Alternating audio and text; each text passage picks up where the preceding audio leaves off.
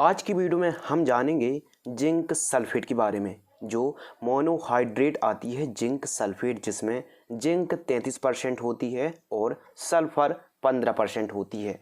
क्या हमारे किसान भाइयों को क्या जिंक सल्फेट अपनी फसलों पर देना चाहिए या नहीं देना चाहिए, और देना चाहिए तो किस कंडीशन में देना चाहिए, किस मात्रा पर देना चाहिए। ऐसा नहीं है कि किसी चैनल वाले ने या किसी भी व्यक्ति ने आपको बताया कि आप जिंक सल्फेट अपनी फसल पर दे दीजिए और आपने दे दिया। ऐसा करने से हो सकता है कि आपके पैसे बर्बाद हो जाए, ये 100% हो सकता है। किसान भाइयों, यदि आप जिंक सल्फेट को अपनी फसल पर दे रहे हैं तो अपने आप से सवाल पूछना है कि क्या हमको जिंक सल्फेट अपनी फसल पर देना चाहिए या नहीं देना चाहिए।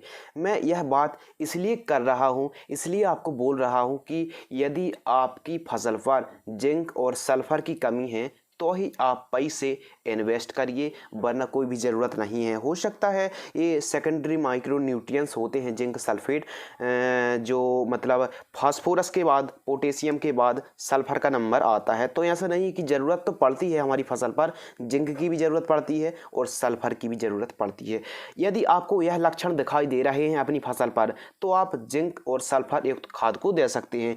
सबसे पहले बात करते हैं जिंक की कमी, यानी जिंक जिसे हम हिंदी पर जस्ता बोलते हैं। तो इसके जो लक्षण कुछ इस प्रकार दिखाई देते हैं कि जो ऊपरी पत्तियों पर धूल जैसे धब्बे आ जाते हैं। इसके अलावा पौधे की जो बढ़वार होती है वो रुक जाती है, टेलरिंग को कम करता है और स्पाइकलेट बांझपन को बढ़ावा देता है। इसके अलावा जो नई पत्तियों का आधार होता है क्लोरोफिल भूरा हो जाता है और निचली जो पत्तियां होती हैं, निचली पत्तियों पर भी धब्बेधारियां बन जाती हैं। यह जिंक यानी जस्ता की कमी है। यदि यह कमी दिख रही है तो आप जिंक युक्त खाद को दे सकते हैं। अब जान लेते हैं गंधक यानी सल्फर। और सल्फर की कमी के कारण जो पीला या हरी हरी धारियां आ जाती हैं, यानी सल्फर की कमी के कारण यदि वनस्पतिक विकास के दौरान सल्फर की कमी होती है तो उपज में सीधा प्रभाव पड़ता है। तो ये कमी यदि आपकी फसलों पर दिख रही है या फिर आपकी जो फसल है टेलरिंग की संख्या नए नए फुटाव नहीं आ रहे हैं, तो अन्य कारण भी यदि हैं, ग्रोथ ठीक तरीके से नहीं हो रहा है, तो आप उस पर जिंक सल्फेट मोनोहाइड्रेट को यानी जिंक 33% और सल्फर 15% खाद को दे सकते हैं। यह खाद घुलनशील है और आप किसी भी कंपनी की ले सकते हैं। पौधे के विकास में यह खाद मदद करती है। फूल फल की पैदावार के साथ उच्च गुणवत्ता कृषि उत्पाद बढ़ाने में सहायक होती है। नई टहनियाँ और फुटाव को बढ़ावा देती हैं। इसके अलावा उत्पादन को अपेक्षाकृत बढ़ावा देती हैं। इसको आप धान की फसल पर, कपास, गन्ना, मक्का, ज्वार, गेहूं, मटर के अलावा आप इसे सोयाबीन पर, मूंगफली पर, प्याज पर, लहसुन, टमाटर, सब्जियों पर, दलहनी और तिलहनी फसलों पर, इसके अलावा फल और फूलदार पेड़ पौधे पर आवश्यकता अनुसार जिंक सल्फेट को दिया जाना चाहिए।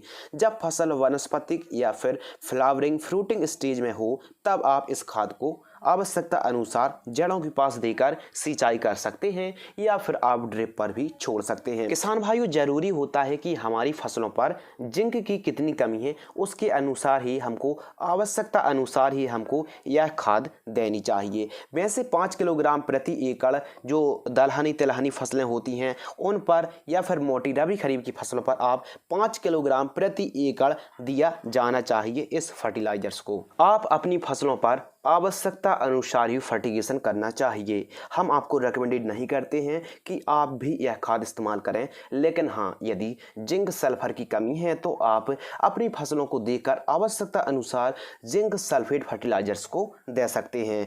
उच्च क्वालिटी वाली ही आपको लेने चाहिए, क्योंकि 2 ग्रेड में जिंक सल्फेट आती है, एक लो ग्रेड में और एक उच्च ग्रेड में। जो 5 किलोग्राम का उच्च ग्रेड क्वालिटी का जो प्राइस होता है 400 से 425 450 रुपये में 5 किलोग्राम का पैक उपलब्ध हो जाता है। जिंक सल्फेट से हमारी फसल में उपज उत्पादन बढ़ता है। यदि आपको यह वीडियो पसंद आती है तो वीडियो को आप लाइक जरूर करें। तो आज की वीडियो में बस इतना ही। धन्यवाद।